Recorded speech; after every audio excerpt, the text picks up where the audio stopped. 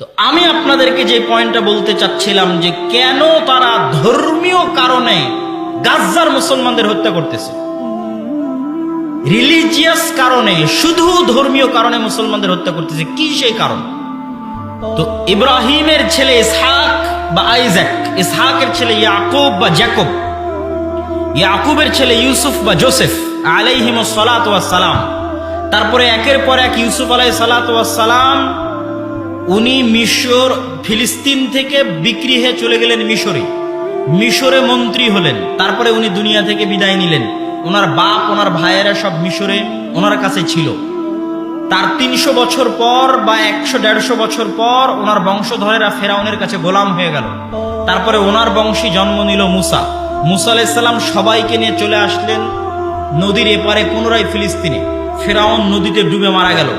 পুনরায় ফিলিস্তিনে ঢুকবেন, সিনাই মরুভূমিতে ঘুরপাক খাচ্ছেন।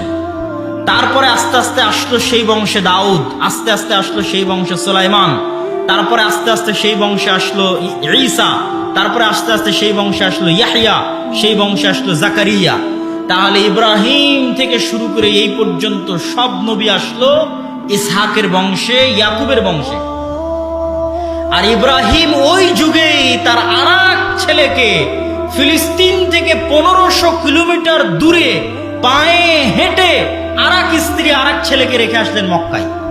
এটাই হচ্ছে আল্লাহর অলৌকিকত্ব, আল্লাহ সুবহানাহু ওয়া তাআলার নিজাম, পৃথিবী পরিচালনায় আল্লাহর নিজাম। আল্লাহ এইভাবেই পৃথিবীর সিস্টেমটা সাজাবেন। তো ইব্রাহিম আলাইহিস সালাতু ওয়াস সালাম ওই যুগে তার আরেক স্ত্রী, আরেক ছেলেকে রেখে আসলেন কোথায়? কাবার পাশে। তাওরাত, জবুর, ইনজিল সব বইয়ের মধ্যে আছে ইব্রাহিমের আরেক ছেলে ইসমাইল, নাম সহ উল্লেখ করা আছে। তারাও বিশ্বাস করে আবুল আরব, আরবদের পিতা হচ্ছে ইসমাইল। সমস্যা কি? সমস্যা হচ্ছে তারাও অপেক্ষায় ছিল শেষ নবী আসবে তাদের উদ্ধারের জন্য। ইহুদিরা দুইবার অপেক্ষায় ছিল যে তাদের উদ্ধারের জন্য কেউ আসবে। এক, ঈসা আলাইহিস সালামের আগমনের পূর্বে তারা অপেক্ষায় ছিল ঈসা মাসিহ কেন বলা হয়, আবার মাসিহুদ দাজ্জাল কেন বলা হয়। ঈসার সাথেও মাসিহ, দাজ্জালের সাথেও মাসিহ। মাসিহ মানে কি? উদ্ধারকারী। তো ঈসা মাসিহ মানে ঈসা উদ্ধারকারী, মাসিহুদ দাজ্জাল মানে দাজ্জাল উদ্ধারকারী। তো ঈসা আলাইহিস সালাতু ওয়াস সালাম উদ্ধারকারী হিসেবে এসেছিলেন ইহুদিদেরকে উদ্ধার করার জন্য। তারা ঈসা আলাইহিস সালাতু ওয়াস সালামকে অপবাদ দিয়ে হত্যা করলো তাদের বিশ্বাস অনুযায়ী। আর কোরআনের বিশ্বাস অনুযায়ী, আমাদের বিশ্বাস আল্লাহ উঠিয়ে নিলেন, হত্যা করতে পারেনি। কিন্তু এই হত্যার আযাবে তারা জেরুজালেম থেকে বিতাড়িত হয়ে গেল। ওই বিতাড়িত হওয়ার সময় ইহুদিরা সব একটা, প্রায় 3টে ইহুদি গোত্র এসে জমা হলো মদিনাতে। বানু কুরাইজা, বানু কায়নুকা, বানু নাজির। ইহুদিরা তো মক্কায় আসার কোনো অপশন নাই। ইহুদিরা তো বানু ইসরাইল, ফিলিস্তিন অথবা মিশর। মিশরে ছিলেন ইউসুফ আলাইহিস সালাম, আর ফিলিস্তিনে তাদের বাপদাদা যারা ছিল সেখানে। তারা মদিনায় কেন? তারা মদিনায় আসছিল অপেক্ষা করতে মুহাম্মদ সাল্লাল্লাহু আলাইহি ওয়াসাল্লামের। তারা জানতো মুহাম্মদ সাল্লাল্লাহু আলাইহি ওয়াসাল্লাম আসবে, ওখানে প্রেরিত হবে। কিন্তু তারা ভাবছিল যে তাদের মধ্যে প্রেরিত হবেন, তথা বানু ইসরাইলে প্রেরিত হবেন, ইসহাকের বংশে প্রেরিত হবেন, ইয়াকুবের বংশে প্রেরিত হবেন। কিন্তু আল্লাহ পাঠিয়ে দিলেন ইসমাইলের বংশে। কিন্তু মুহাম্মদ সাল্লাল্লাহু আলাইহি ওয়াসাল্লামের পাওয়ারের জায়গা কি, ক্ষমতার জায়গা কি? যে মুহাম্মদ সাল্লাল্লাহু আলাইহি ওয়াসাল্লামও ইব্রাহিমের বংশধর। এখানেই হচ্ছে বিপদ, যে তাহলে শেষ নবী মুহাম্মদ সাল্লাল্লাহু আলাইহি ওয়াসাল্লাম ইব্রাহিমের বংশধর, আর যত নবী আগে এসেছিলেন বানু ইসরাইলে সবাই ইব্রাহিমের বংশধর। তাহলে কোন দিক থেকে মুহাম্মদ সাল্লাল্লাহু আলাইহি ওয়াসাল্লাম তাদের চেয়ে কমে নন।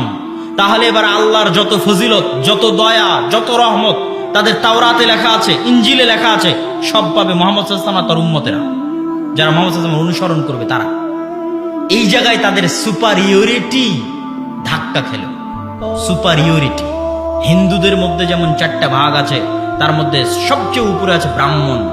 ব্রাহ্মণেরা হচ্ছে সুপারিয়রিটি, যে আমরা খোদার মাথা থেকে তৈরি হয়েছি, আমরাই পৃথিবীর শাসক আর বাকি সব গোলাম। তো ওদের মধ্যে দীর্ঘদিনে একটা সুপারিয়রিটি চলে এসেছিল।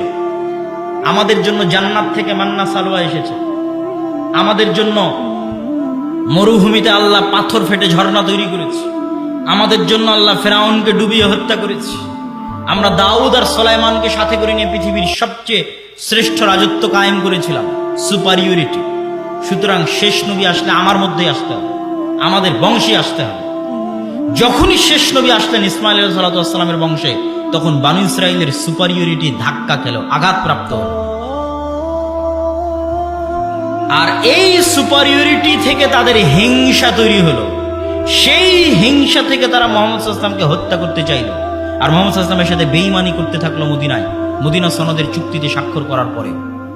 ওই হিংসার জায়গা থেকে আজ অবধি, ওই হিংসার জায়গা থেকেই যে না বানু ইসমাইল, মুহাম্মদ সাল্লাল্লাহু আলাইহি ওয়াসাল্লাম এবং তার অনুসারীদের অস্তিত্ব পৃথিবীতে আর রাখা যাবে না।